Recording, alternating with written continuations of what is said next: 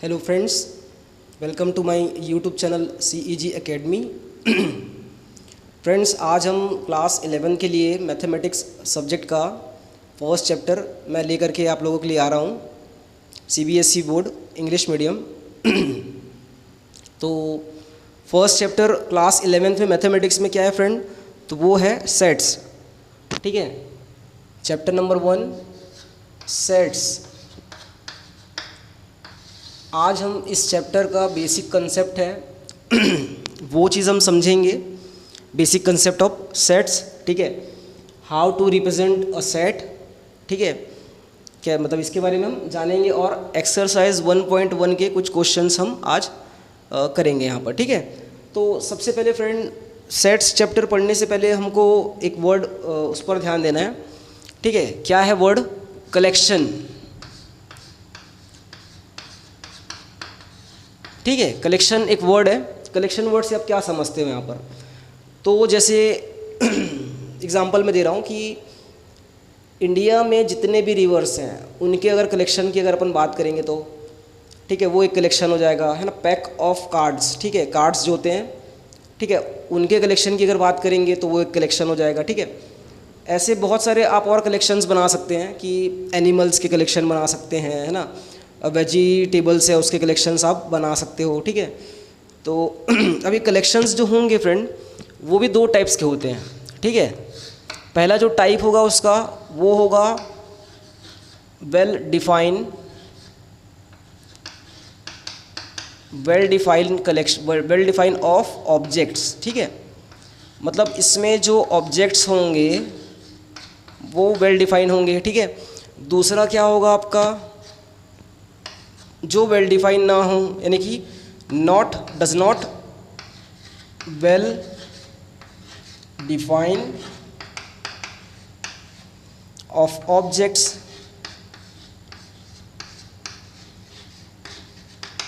ठीक है, तो well define of objects collection के दो टाइप्स हैं, वेल डिफाइन ऑफ ऑब्जेक्ट्स और दूसरा है not well define of objects. ठीक है, ये आपके समझने के लिए बस इसमें कि कौन सा ऐसा कलेक्शन है जो वेल डिफाइंड होता है, कौन सा ऐसा कलेक्शन है जो वेल डिफाइंड नहीं होता है। ठीक है, तो जैसे मैं अगर बात करूं पहले कलेक्शन की बात किया, अगर मैं बोलूँगा कि इंडिया में जितने भी रिवर्स हैं उनका कलेक्शन, तो उसमें गंगा जो रिवर है वो आएगा, है ना, सतलज जो रिवर है वो आ जाएगा। ठीक है, और सिंधु रिवर है वो आ जाएगा। लेकिन अगर मैं बोलूँगा अमेजोन रिवर आ रहा है कि इस कलेक्शन में, तो इस कलेक्शन में वो नहीं आएगा। ठीक है, वो इंडिया का रिवर नहीं है।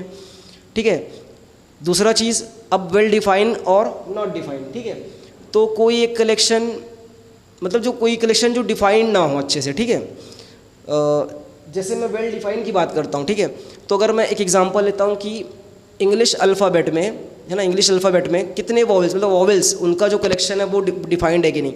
अगर मैं पूछूँ कि अ collection of vowels in English alphabet, ठीक है, तो ये डिफाइंड है कि नहीं, आपको मतलब दिमाग में आ जाएगा कि हाँ ये डिफाइंड है। क्यों? क्योंकि AEIOU 5 जो होते हैं, 5, है ना, वॉवेल्स होते हैं इंग्लिश अल्फ़ाबेट में, तो ये आपका वेल डिफाइंड कलेक्शन है यहाँ पर। ठीक है, वेल डिफाइंड कलेक्शन है। दूसरा होगा जो वेल डिफाइंड नहीं है। ठीक है, उसमें वेल डिफाइंड नहीं है, उसका कोई एग्जांपल जैसे कोई एग्जांपल मैं लेता हूँ फ्रेंड। ठीक है, जैसे अ collection of most dangerous animals of the world. देखो, वेल डिफाइंड से मतलब ये है कि अगर मैं इंग्लिश अल्फ़ाबेट में जो वॉवेल्स है उसकी अगर बात करूँ तो आप भी उसका आंसर वही देते AEIOU, और कोई जो दूसरा पढ़ा लिखा इंसान है वो भी उसका आंसर AEIOU ही देता, मैं भी उसका आंसर वही देता। ठीक है, तो ये वेल डिफाइंड हो गया हम तीनों के उससे। ठीक है, अगर उसको मैं 1000 लोगों को लेता तो 1000 लोग अगर उसका आंसर करते, तो अगर सब पढ़े लिखे हैं तो उसका आंसर वही करते, AEIOU ही देते। ठीक है, अगर मैं जैसे बोलूँगा कि कोई कलेक्शन जिसमें मोस्ट डेंजरस एनिमल्स की अगर बात करूँगा, तो इसमें क्या होगा, आपका जो कलेक्शन होगा वो अलग हो सकता है, मेरा जो कलेक्शन है वो अलग हो सकता है। वैसे ही 1000 लोग के साथ अगर अपन ये एक्सपेरिमेंट करेंगे तो सबका जो कलेक्शन है वो अलग हो सकता है। अरे सबका कलेक्शन अलग ना हो तो हज़ारों में कोई ना कोई एक ऐसा होगा जो अलग कलेक्शन देगा ही देगा। ठीक है, तो वो वेल डिफाइंड नहीं है। ठीक है, उसमें जो ऑब्जेक्ट्स होंगे वो डिफाइंड वेल, मतलब उसमें जो ऑब्जेक्ट्स होंगे वो वेल डिफाइंड नहीं है। ठीक है, तो ये जो होता है कलेक्शन के दो टाइप्स होते हैं। अच्छा, जो वेल डिफाइंड होगा, वेल डिफाइंड ऑफ ऑब्जेक्ट्स, है ना, जो कलेक्शन वेल डिफाइंड ऑब्जेक्ट्स में होगा तो उसी को हम बोलते हैं सेट्स। ठीक है, तो सेट्स का डिफिनेशन भी वही होता है फ्रेंड, ये जो होगा वो क्या होगा, सेट होगा। सेट्स इसी को बोलते हैं। सेट्स में क्या होता है कि ऑब्जेक्ट्स जो होते हैं, फिर एलिमेंट्स, ऑब्जेक्ट्स बोल लो, एलिमेंट्स बोल लो, मेंबर्स बोल लो, ठीक है। जो एलिमेंट्स, ऑब्जेक्ट्स और मेंबर्स हैं वो क्या होते हैं, वेल डिफाइंड होते हैं, उसको हम बोलते हैं सेट्स, ठीक है। अब यहाँ पर हम सेट्स को हल्का सा डिफाइन मतलब कर पाए, उसको डिफाइन कर पाए हैं। इसके बाद हम क्या करते हैं कि कैसे सेट्स को हम रिप्रेजेंट करते हैं। हम एक एग्जांपल लिए हैं फ्रेंड, उसी एग्जांपल को लेकर के हम आगे चलेंगे, ठीक है। क्या एग्जांपल है, तो वॉवेल्स इन अल्फ़ाबेट, इंग्लिश अल्फ़ाबेट, ठीक है। तो सेट्स को मैं कैसे लिखूंगा, कोई एक सेट है ए, सबसे पहले इसको मैं कैपिटल फॉर्म में लिख देता हूँ। ये क्या होगा आपका, कैपिटल में होगा, ठीक है। जो होगा वो, मैंने क्या बोला कि इंग्लिश अल्फ़ाबेट में जो वॉवेल्स होते हैं उसका मुझे एक सेट बनाना है। तो उसको मैं कैसे रिप्रेजेंट करूँगा, इस टाइप से रिप्रेजेंट करूँगा, आप देखना, ए E I O and U, ये होगा। तो जो लाइन मैंने बोला कि वॉवेल्स इन इंग्लिश अल्फ़ाबेट, उसको मैं इस तरीके से मतलब सेट बनाऊंगा उसको, ठीक है। सेट ऐसा होता है, जो यहाँ पर ए होगा जिसके नाम से हम लोग सेट बना रहे हैं, तो वो कैपिटल में होगा, ठीक है। कैपिटल लेटर में हम उसको लिखेंगे यहाँ पर। ये होता है ब्रेस, ठीक है, ब्रेस, ठीक है। इसको हम लोग ब्रैकेट्स में हम लोग बंद कर देते हैं। और ये उसका अंदर का क्या होगा, एलिमेंट होगा, A E I O you, element बोल लो, ऑब्जेक्ट बोल लो, मेंबर बोल लो, ठीक है। उसको हम लोग क्या करते हैं, कॉमा से हम लोग अलग कर देते हैं, ठीक है। और इसको हम लोग स्मॉल लेटर्स में लिखेंगे, ए ई आई ओ यू को। इतना चीज़ हम लोग सेट के लिए ध्यान रखते हैं, ठीक है। कैपिटल ए, ठीक है, फिर उसको हम लोग ब्रेस में अंदर डालेंगे, ए ई आई ओ यू जो होगा उसको हम लोग स्मॉल लेटर्स में लिखेंगे, ठीक है। और इसको हम लोग बोलेंगे ऑब्जेक्ट, एलिमेंट या फिर मेंबर बोलते हैं, ठीक है। दूसरा चीज़, अब इस सेट से रिलेटेड दो और चीज़, ठीक है।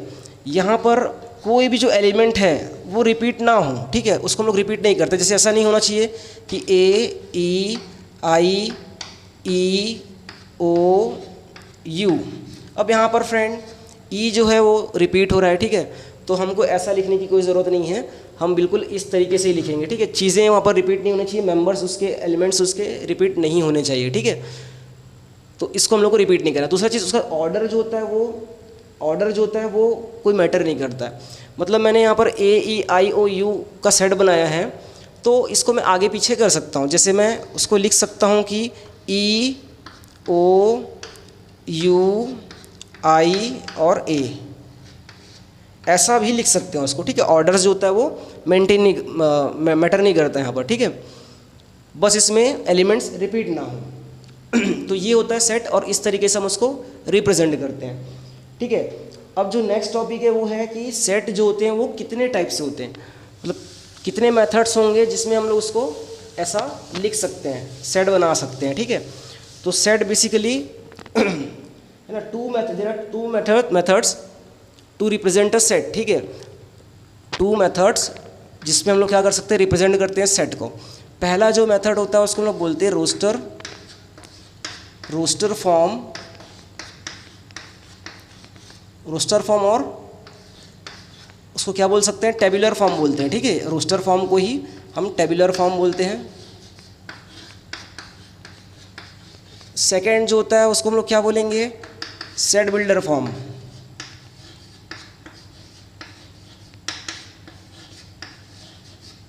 सेट बिल्डर फॉर्म, ठीक है। कैसे हम लोग इस फॉर्म में सेट को लिखेंगे, ये मैं आपको एक एग्जांपल दूंगा, उस एग्जांपल से हम लोग दोनों चीज़ें समझ लेंगे, ठीक है। तो जैसे मैंने आपको बोला था कि एक सेट बनाओ, कैसा सेट बनाओ, जिसमें इंग्लिश अल्फ़ाबेट के उसके वॉवेल्स हों, ठीक है। ये हमको सेट बनाना है। तो उसको हम लोग रोस्टर फॉर्म में कैसे लिखेंगे, तो रोस्टर फॉर्म में फ्रेंड जो भी मैंने लिख के दिखाया था वो रोस्टर फॉर्म में था। मैंने एक सेट बनाया, यानी कि कैपिटल वी का एक सेट बनाया, ठीक है। वी का एक सेट बनाया, वॉवेल्स के लिए वी लिख दिया मैंने, ठीक है। उसको मैंने ब्रेस में उसके सारे एलिमेंट्स डाल दूंगा। कौन सा होगा, A E I O U, A E I O and U. ये जो होता है वो क्या होता है, रोस्टर फॉर्म और टेबुलर फॉर्म। ऐसे एलिमेंट्स को हम लिखते हैं, कॉमा से उसको हम लोग क्या कर देंगे, अलग अलग कर देंगे, ब्रेस में हम लोग उसको अंदर डाल देंगे, इसको हम लोग कैपिटल लेटर्स में लिखते हैं। ये होता है रोस्टर फॉर्म, ठीक है। सेकेंड होगा सेट बिल्डर फॉर्म। इसी लाइन, कौन सा लाइन, तो वॉवेल्स इन इंग्लिश अल्फ़ाबेट, इसको हम लोग सेट बिल्डर फॉर्म में कैसे लिखेंगे, ठीक है। तो वो मैं आपको लिख करके बता रहा हूँ। चलो इसको भी मैं वी से शो करता हूँ, ठीक है। ये भी कैपिटल वी से हम लोग लिखेंगे, ब्रेस यहाँ पर लगाएंगे। इसका अब देखो मतलब बताऊंगा आपको मैं तो इस ब्रेस का क्या मतलब होता है यहाँ पर इसका क्या मतलब होगा, तो सेट फॉर ऑल। आप इसको समझते चलना फ्रेंड, और इसको लिख भी लोगे कॉपी में, सेट फॉर ऑल, ठीक है। उसके बाद हम लिखेंगे एक्स, यहाँ पर होगा कोलन का sign, x colon x, set for all x, set for all x colon, colon का इसका मतलब क्या होगा, तो सच दैट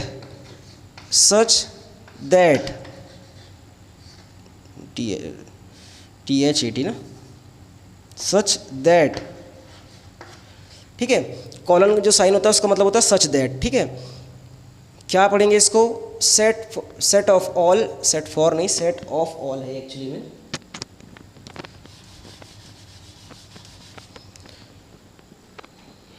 ठीक है। क्या है, set of all x colon मतलब such that x is a vowel in English alphabet,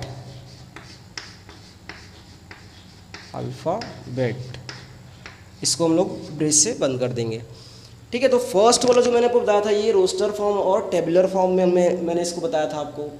second जो ये फॉर्म लिखा है मैंने, ये सेट बिल्डर फॉर्म में लिखा हुआ है, ठीक है। क्या पढ़ते हैं इसको, इस ब्रेस को हम लोग क्या पढ़ेंगे, सेट ऑफ ऑल, है ना। एक्स कोलन को हम लोग क्या पढ़ेंगे, सच that x is a vowel in English alphabet, ऐसा हम लोग इसको सेट बिल्डर फॉर्म में लिखते हैं, ठीक है। तो ये फ्रेंड उसके सेट्स को हम लोग टू टाइप्स में हम लोग इसको लिख सकते हैं, ठीक है। उसकी मेथड है सेट बिल्डर फॉर्म और रोस्टर फॉर्म, ठीक है। इसके बाद हम लोग फ्रेंड चलते हैं क्वेश्चंस पे चलते हैं फ्रेंड, एक आध क्वेश्चन आएंगे ना तो हम लोग समझ पाएंगे इसको। तो फ्रेंड सबसे पहले एक्सरसाइज 1.1 पर मैं आता हूँ, कलेक्शन से रिलेटेड कुछ उसमें क्वेश्चन है, ठीक है। वो आप पहले बना लेते हैं उसको, इसको मैं मिटा देता हूँ।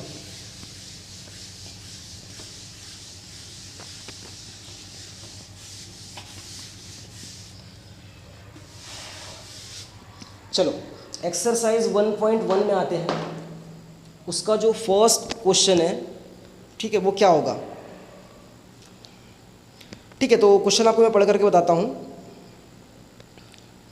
Which of the following are sets, ठीक है, मतलब यहाँ पर कुछ 7-8 क्वेश्चंस दिए हुए हैं, वो उनमें से कौन से सेट्स हैं कि नहीं हैं आपको बताना है। सेट्स का मतलब क्या होगा, तो वेल डिफाइंड ऑब्जेक्ट्स होंगे ना उसमें, ठीक है।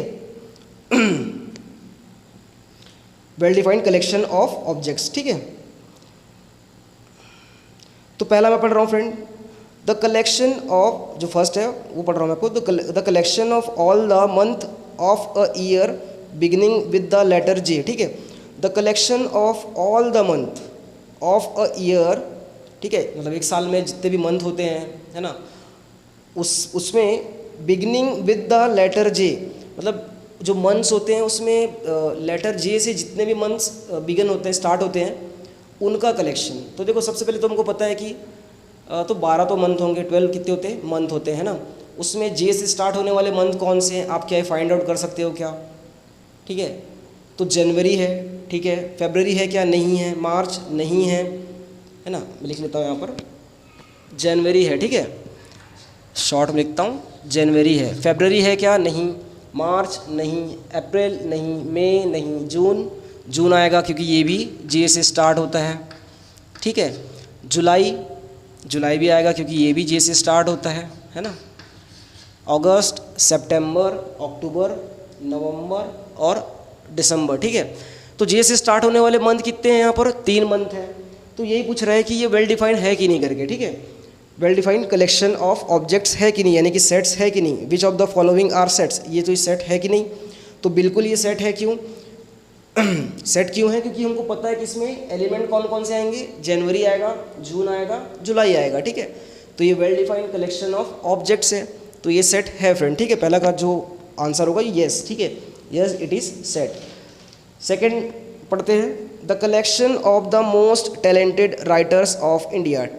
ठीक है, the collection of the most talented writers of India. अच्छा, इंडिया में जितने भी राइटर्स हैं, ठीक है, अगर मैं आपको बोलूँगा कि मोस्ट टैलेंटेड राइटर्स, तो आप जो लिखेंगे वो क्या है ना, वो आप अलग, मतलब आप लिखोगे, मैं अलग लिखूँगा, कोई थर्ड पर्सन होगा वो अलग लिखेगा। ऐसे हम अगर 1000 लोगों को बोलेंगे कि लिखो करके, तो सबका अलग अलग आंसर हो सकता है, या फिर कोई किसी ना किसी का आंसर मैच नहीं करेगा, ठीक है, अलग ही होगा वो। तो ये क्या है, वेल डिफाइंड कलेक्शंस है क्या? बिल्कुल नहीं है वेल डिफाइंड कलेक्शन, इसलिए सेट नहीं होगा। ठीक है, सेकंड के बाद थर्ड आते हैं हम लोग, a team of 11 best cricket, a team of 11 best cricket batsman of the world. ठीक है, क्या बोल रहा है, तो वर्ल्ड में जो क्रिकेट बैट्समैन होते हैं उसका मतलब 11 लोग का हम लोग को टीम बनाना है। तो इसमें भी वही कहानी है दोस्तों कि अगर आप इसमें अगर लिखोगे कि वर्ल्ड के जो 11 मोस्ट बेस्ट बैट्समैन है, उसका अगर आप लिस्ट बनाओगे तो आपका और मेरा वेरी कर सकता है ना, किसी थर्ड पर्सन के साथ, थर्ड पर्सन का होगा उसका भी वेरी कर जाएगा। ठीक है, ऐसे 1000 लोग को अगर हम लोग बोलते हैं तो किसी न किसी एक का तो ऐसा होगा ही जो क्या होगा, अलग होगा। ठीक है, तो ये जो होगा डिफाइंड वेल डिफाइंड कलेक्शन तो है नहीं यहाँ पर। ठीक है, ऐसा तो है नहीं कि सब मतलब 1000 लोग को मैंने बोला और सारे के सारे लोग क्या है, एक ही आंसर लिख करके दे रहे हैं। ठीक है, अगर एक ही आंसर लिख करके दे रहे हैं तो उनका ऑर्डर भी अलग हो सकता है। वैसे तो ये पॉसिबल ही, मतलब बहुत मुश्किल है कि 1000 लोगों को अगर लिखने बोला जाए और वो सारे के सारे एक ही आंसर करें। ठीक है, तो ये जो है वेल डिफाइंड कलेक्शन नहीं है, यानी कि ये सेट नहीं है। ठीक है, फोर्थ पे आते हैं, the collection of all boys in your class. ठीक है, आपकी क्लास में कितने लोग हैं, जितने भी लोग होंगे, ठीक है, 45 50 है ना, तो उनका जो कलेक्शन है वेल डिफाइंड है। अगर आपको बोला जाए तो भी आप उन्हीं सारे लोगों का नाम लिखोगे। ठीक है, और किसी आपकी क्लास में से किसी को बोला जाए तो है ना, वो भी उनका आंसर वही लिखेंगे। ठीक है, तो ये जो होगा well defined collection of well objects होगा। ठीक है, तो इसको हम लोग क्या बोलेंगे, सेट है ये। ठीक है, क्वेश्चन नंबर 4 के बाद अब 5 में आते हैं, the collection of all natural numbers less than 100। ठीक है, अगर मैं समझ में आ रहा है, क्वेश्चन ये है कि नेचुरल नंबर्स लेस देन 100 वाले उनका कलेक्शन उनको लिखना है। तो फ्रेंड्स, अगर थोड़े से पढ़े लिखे अगर लोग होंगे, है ना, और मैं 1000 लोगों को अगर ये बोलूँ कि ये आप लिखो the collection of all natural numbers less than 100, इसके बारे में मतलब इसका सेट बनाओ करके, तो मतलब सारे के सारे लोग क्या लिखेंगे, 1 2 3 4 5 वही लिखेंगे, 99 तक लिखेंगे। ठीक है, मैं भी लिखूंगा तो वही लिखूंगा, आप भी लिखोगे तो वही लिखोगे, और सभी लोग वही लिखेंगे। ठीक है, तो ये वेल डिफाइन है क्योंकि इसमें नेचुरल नंबर्स यानी कि 1 2 3 4 5 6 कहाँ तक, लेस देन 100 यानी कि 99 तक इसमें आ रहा है। तो वेल डिफाइंड कलेक्शंस है, ऑब्जेक्ट है ना, ऑब्जेक्ट यानी कि ये क्या है, सेट है। ठीक है, नेक्स्ट क्वेश्चन पर आते हैं, 6 है ना, फर्स्ट का 6। ठीक है, a collection of novels written by the writer Munshi Premchand. ठीक है, तो मुंशी प्रेमचंद जी ने क्या है, जितने भी नॉवेल्स लिखे हैं, ठीक है, उनका एक कलेक्शन, वो भी तो वेल डिफाइन है ना। ठीक है, तो वो भी क्या है, सेट होगा। ठीक है, नेक्स्ट है the collection of all even integers, collection of all even integers, तो ये भी तो वेल डिफाइंड है फ्रेंड। क्यों, अगर मैं बोलूँगा कि collection of all even integers क्या होगा, माइनस इनफाइनाइट से स्टार्ट करते हैं एंड सो ऑन, -6 -4 -2 फिर 0 फिर 2 4 6 एंड सो ऑन इनफाइनाइटी तक। ठीक है, ये जो सेट होगा ये भी क्या है, वेल डिफाइन है ना, well define collection of objects है, तो इसको भी हम लोग क्या बोलेंगे, सेट बोलेंगे। नेक्स्ट पे चलते हैं, the collection of questions in this chapter. ठीक है, तो इस चैप्टर में जो क्वेश्चंस है उनका कलेक्शन वेल डिफाइन है कि नहीं, वेल डिफाइन कलेक्शन है। ठीक है, अलग अलग लोगों के लिए अलग अलग थोड़ी हो रहा है वो, अगर जिनके पास बुक्स है, सेम बुक है, मतलब जिनके पास ये बुक है तो उन सारे का कलेक्शन तो वही है, तो ये भी क्या है, वेल डिफाइंड कलेक्शन है, सेट है ये भी। ठीक है, next 9th, a collection of most dangerous animal of the world. अब यहाँ पर देखो, most dangerous animal of the world. ठीक है, मैं बोलूँगा कि आप लिखो मोस्ट डेंजरस एनिमल, मतलब सबके लिए सेम है क्या, बताओ, ठीक है। आप इसको अलग मतलब सोचोगे कि नहीं मेरे लिए मोस्ट डेंजरस कौन सा है, पहले तो मैं स्नैक को लिखूंगा, फिर मतलब ऐसा अलग अलग लिखोगे ना आप भी। अब मेरे लिए हो सकता है कि कुछ अलग हो, ठीक है, और किसी थर्ड पर्सन के लिए अलग हो, वेरी कर सकता है पर्सन टू पर्सन, ठीक है। तो ये जो कलेक्शन है वो वेल डिफाइंड नहीं है ना, तो इसको हम लोग क्या बोलेंगे, ये सेट नहीं है, ठीक है। अगर well defined collection of objects नहीं है तो वो सेट नहीं है, और अगर वो well defined collection of objects है तो वो सेट है, ठीक है।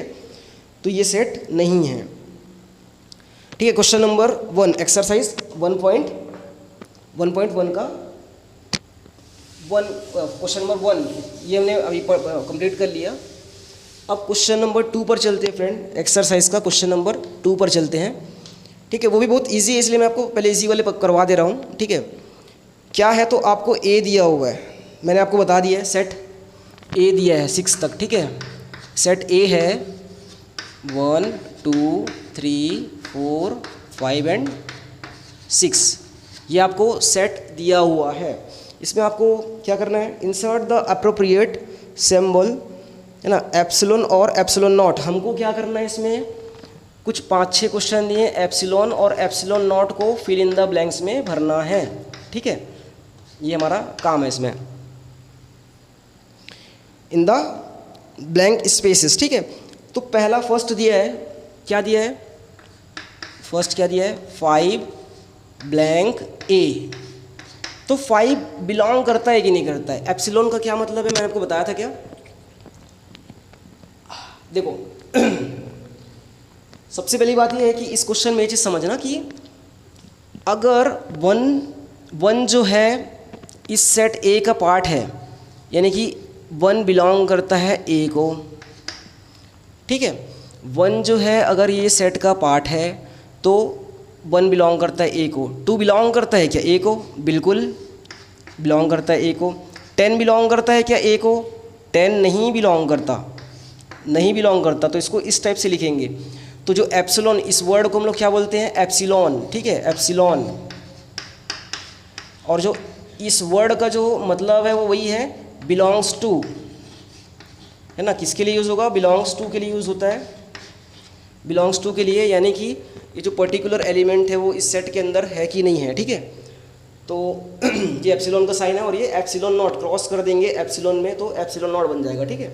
अगर 1 सेट ए में है तो एप्सिलॉन, 2 सेट अगर ए में है तो एप्सिलॉन, 10 है कि नहीं सेट में, नहीं है तो हम लोग एप्सिलॉन नॉट, ठीक है, एप्सिलॉन लिख के उसको कट कर दिए, नॉट ए।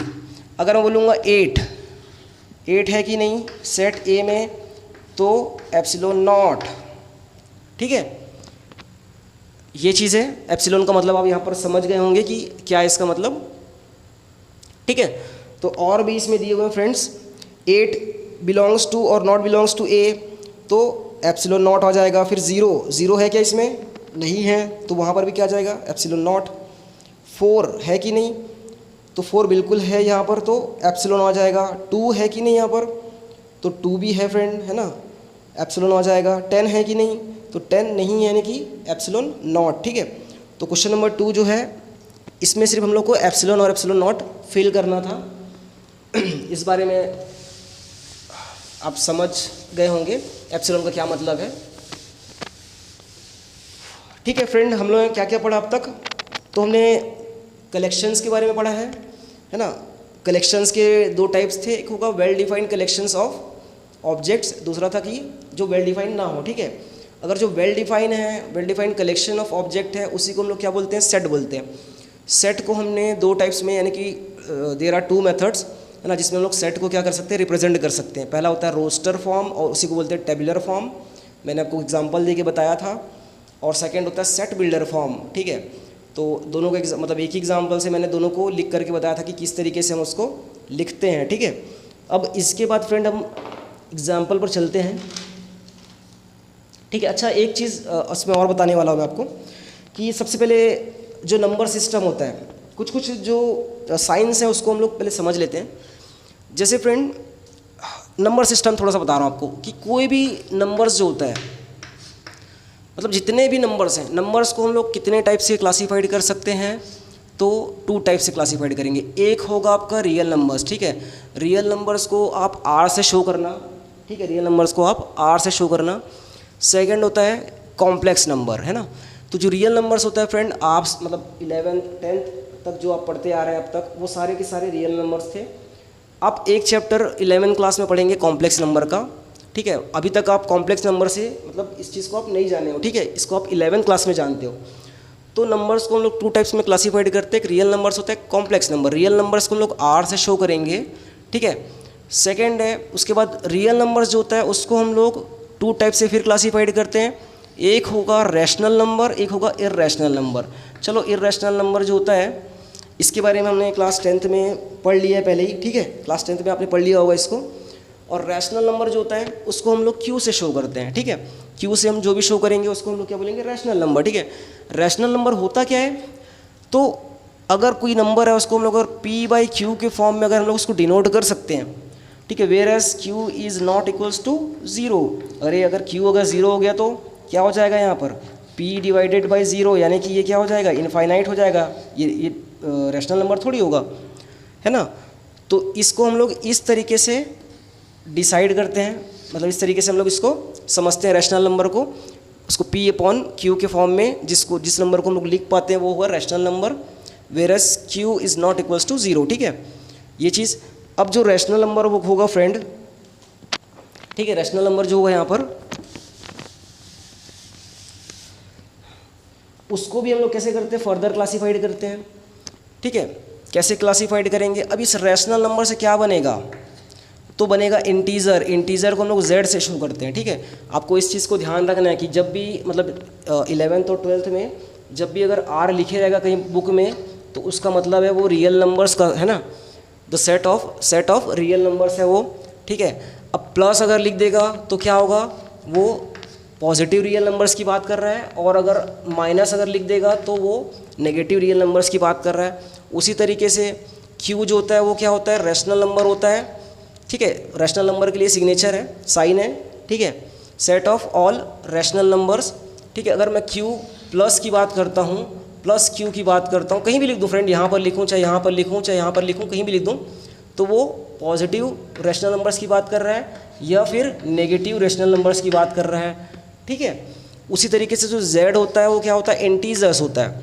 अब प्लस z अगर मैं बोलता हूँ तो वो पॉजिटिव इंटीजर्स की बात कर रहा है, और माइनस z बोलूँगा तो वो नेगेटिव इंटीजर्स की बात कर रहा है।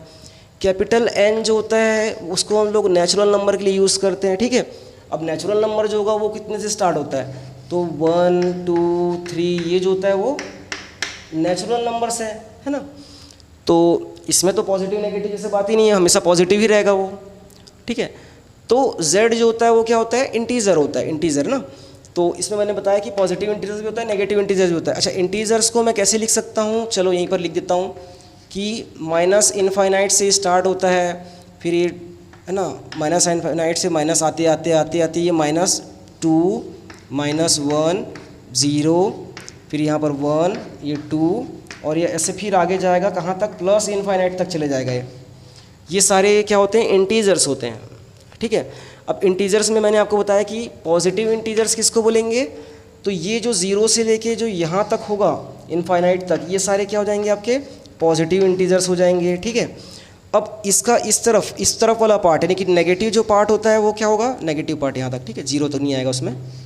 नेगेटिव जो पार्ट होता है वो क्या हो जाएगा, आपका नेगेटिव इंटीजर्स कहलाएगा, ठीक है, ये चीज़ है। अब हाँ, अब 0 अगर इसमें हम लोग 0 को छोड़ दें, अगर प्लस z में अगर हम लोग 0 को छोड़ देंगे, यानी कि 1 से अगर मैं स्टार्ट करता हूँ इनफाइनाइट तक, तो ये क्या हो जाएगा, आपका नेचुरल नंबर्स हो जाएगा, ठीक है। यानी कि इंटीजर से हम लोग क्या बना सकते हैं, नेचुरल नंबर्स पर पहुँच सकते हैं। अगर मैं इसमें 0 को माइनस कर दूँ तो क्या हो जाएगा, ये नेचुरल नंबर पर पहुँच जाएगा, ठीक है। नेचुरल नंबर के बाद अब नेचुरल नंबर से ही हम लोग ने पढ़ा है, क्लास 10th में हम लोग फ्रेंड पढ़ चुके हैं प्राइम नंबर्स के बारे में, ठीक है। तो नेचुरल नंबर से, नेचुरल नंबर तो मैंने आपको बता दिया, ये नेचुरल नंबर 1 2 3 4। अब नेचुरल नंबर से क्या होता है, प्राइम नंबर्स में हम लोग आते हैं। प्राइम नंबर्स कौन सा होता है, आपको पता ही होगा, क्लास 10th में आपने पढ़ा होगा कि 2 से स्टार्ट होता है, 2 3 5 7 11, ये होता है प्राइम नंबर्स, और मतलब यही नहीं है, आगे तक जाएगा, ठीक है। प्राइम नंबर्स, ठीक है। तो फ्रेंड्स ये मैंने आपको बस इसलिए बताया था क्योंकि जो r अब आगे कहीं भी आप क्लास 11th और 12th में अगर पढ़ते हैं तो आर जो है वो रियल नंबर्स को डिनोट करेगा, ठीक है। क्यू जो स्टैंड होगा किसके लिए, रैशनल नंबर के लिए। जेड जो होगा वो किसके लिए, इंटीजर्स के लिए। और एन तो नेचुरल नंबर्स के लिए, ठीक है। ये बेसिक चीज़ था जिसको आपको थोड़ा सा जानना था। अब इसके बाद फ्रेंड एग्जाम्पल हम लोग बनाएंगे।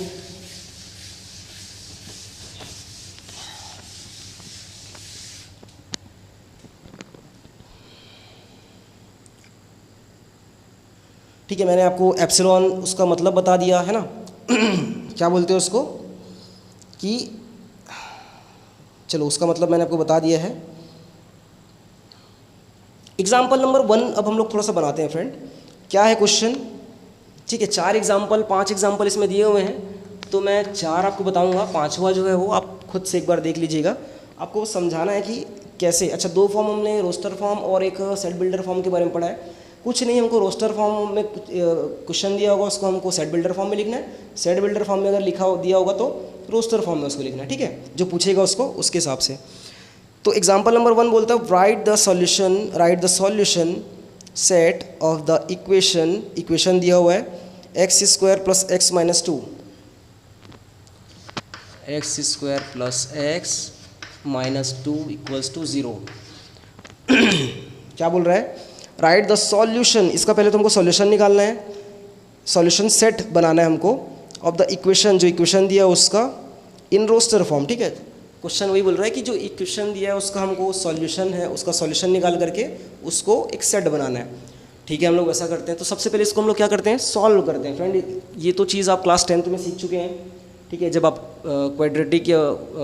क्वाड्रेटिक इक्वेशंस या फिर पॉलिनोमियल्स आपने पढ़ा तो उस टाइम आपने इसको सॉल्व करना सीखा होगा। चलो फिर से करते हैं एक बार।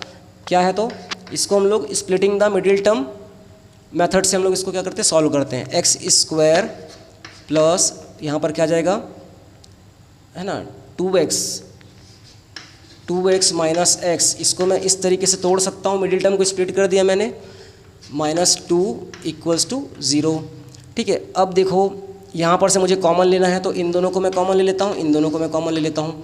कैसे कॉमन लूँगा, x को मैं कॉमन ले लेता हूँ तो x बच जाएगा यहाँ पर, x को मैंने कॉमन लिया, x बच गया यहाँ पर, +2 यहाँ पर x कॉमन आ गया, ठीक है। अब यहाँ पर से -1 कॉमन आएगा तो x बच जाएगा, -x हो गया, और यहाँ पर माइनस प्लस है तो माइनस करना है इसको तो प्लस हो जाएगा, ठीक है। +2 = 0। यहाँ से क्या आ जाएगा, x - 1 एंड x + 2 = 0। इसको अपन कैसे लिखते हैं फ्रेंड, x - 1 = 0, है ना। देयरफॉर x = 1, और दूसरा क्या है, x + 2 = 0। यहाँ से क्या आ जाएगा, x = -2, यानी कि x की 2 वैल्यूज़ यहाँ पर अब आ गए हैं हमारे पास। कौन कौन सा है, एक होगा 1 होगा और एक होगा -2 होगा, ठीक है। इसको हमको रोस्टर फॉर्म में लिखना है, क्वेश्चन ये बोल रहा है। तो रोस्टर फॉर्म में हम इसको सिंपली लिख देंगे, ब्रेस करेंगे यहाँ से 1 और -2, ठीक है। ये इसका आंसर होगा। अच्छा, मैंने आपको यहाँ पर बता देता हूँ कि 2 पॉइंट मैंने आपको बताया था कि इसमें आंसर जो होता है वो रिपीट नहीं होना चाहिए, ठीक है। जैसे मतलब एलिमेंट इसके रिपीट नहीं होने चाहिए, यानी कि 1 -2 और -2 में लिखूँ, ठीक है। तो इसमें क्या हो जा रहा है, -2 का रिपीटेशन आ जा रहा है यहाँ पर, तो हमको ऐसा करने की ज़रूरत नहीं है, रिपीट करने की ज़रूरत नहीं है, ठीक है। दूसरा चीज़ है, इसका हम ऑर्डर चेंज भी कर सकते हैं। ऑर्डर चेंज कैसे कर सकते हैं कि -2, अगर मैं 1 लिखता हूँ तो इसका मतलब भी वही होगा जो इसका मतलब है, ठीक है। मतलब अगर ऑर्डर चेंज भी होता है तो उससे कोई प्रॉब्लम नहीं है इसमें, ठीक है। मतलब आंसर सही होगा इसका, ठीक है। तो एग्जाम्पल नंबर जो 1 है वो इसका सॉल्यूशन इस टाइप से होगा। इसके बाद हम लोग 2 पे चलते हैं, एग्जाम्पल 2 सॉल्व करते हैं फ्रेंड। एग्जाम्पल 2 जो है उसको हम लोग सॉल्व करते हैं। क्या बोल रहा है क्वेश्चन, चलो यहाँ पर इस तरफ मैं बनाता हूँ 2। क्वेश्चन बोल रहा है राइट द सेट, ठीक है। आपको सेट बिल्डर फॉर्म में कुछ दिया हुआ है, उसको हम लोग को रोस्टर फॉर्म में चेंज करना है। राइट द सेट क्या दिया है, चलो इसको मैं पहले मिटा लेता हूँ।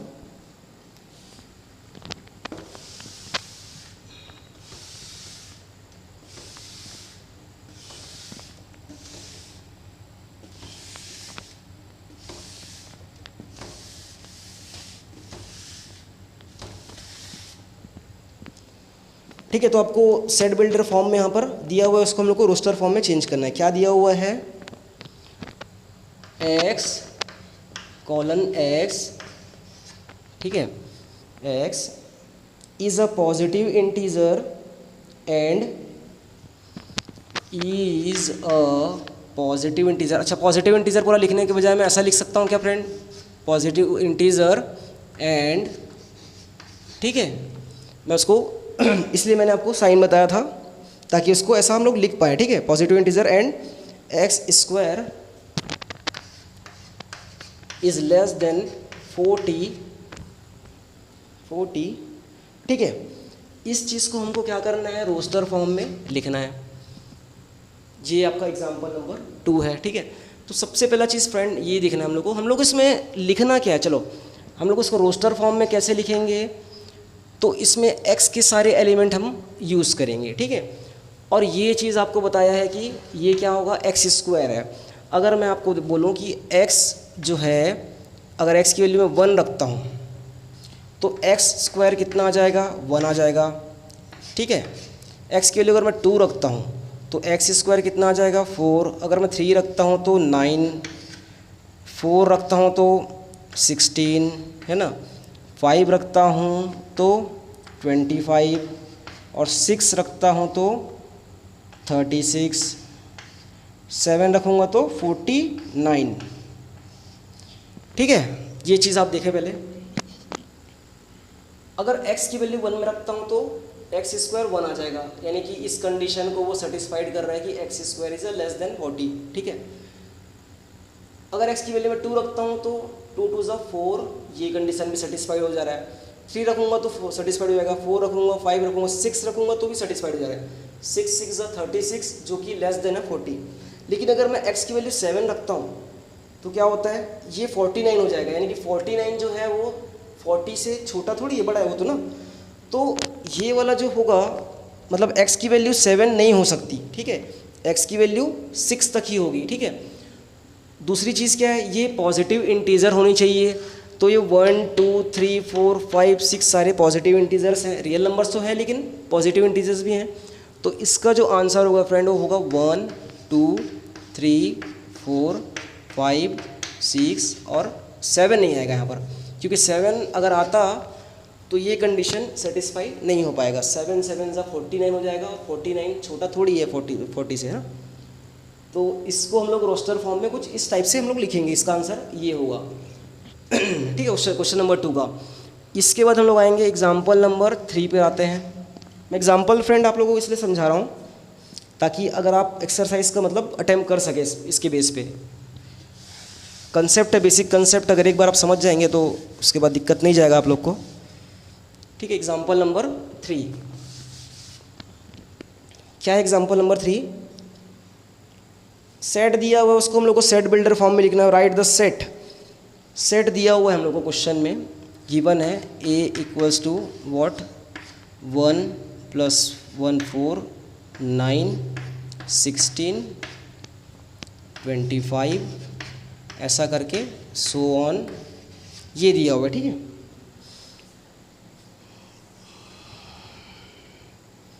अब इसको हम लोग को सेट बिल्डर फॉर्म में लिखने के लिए बोल रहा है। कैसे लिखेंगे सेट बिल्डर फॉर्म में, तो सेट बिल्डर फॉर्म में कैसे लिखते हैं फ्रेंड, ठीक है, a इक्वल्स टू, ये होगा, इसका क्या मतलब है, तो सेट ऑफ ऑल, ठीक है, सेट ऑफ ऑल x, फिर कोलन का साइन, इसको हम लोग बोलेंगे such that, set of all x such that x is, ठीक है, x। यहाँ तक आते हैं। अब यहाँ पर हमको ये चीज़ समझना है, ये बिल्कुल पुराना जो क्वेश्चन था उसी टाइप का है कि ये 1 है, ठीक है, इसमें जो एलिमेंट्स हैं वो x, अब ये x है और x जो है वो पहले 1 है ना। अगर मैं x की, यहाँ पर ऐसा समझना है, x स्क्वायर, ठीक है, अगर x की वैल्यू 1 लेता हूँ तो ये आ जाएगा, तो 1x का स्क्वायर कितना हो जाएगा 1, 2 लेता हूँ तो 1 का स्क्वायर कितना आ जाएगा 4, 3 लेता हूँ तो 9, ठीक है, 4 लेता हूँ तो 16, 5 लेता हूँ तो 25, इस तरीके से सो ऑन, ठीक है। तो सीधी सी बात ये है, हमको ये पैटर्न तो पता चल गया। कि यहाँ पर कुछ ना स्क्वायर वाला टर्म्स है, ठीक है। तो x इक्वल्स टू मैं क्या कर दूँ यहाँ पर n स्क्वायर कर देता हूँ, ठीक है। Set of all x such that x equals to n square. अब n स्क्वायर बोलने से काम बन जाएगा क्या, n है क्या चीज़, किसी को मतलब बताना तो पड़ेगा ना कि n क्या चीज़ है, ठीक है। तो n जो होगा फ्रेंड, एक सेकंड में इसको मिटा देता हूँ।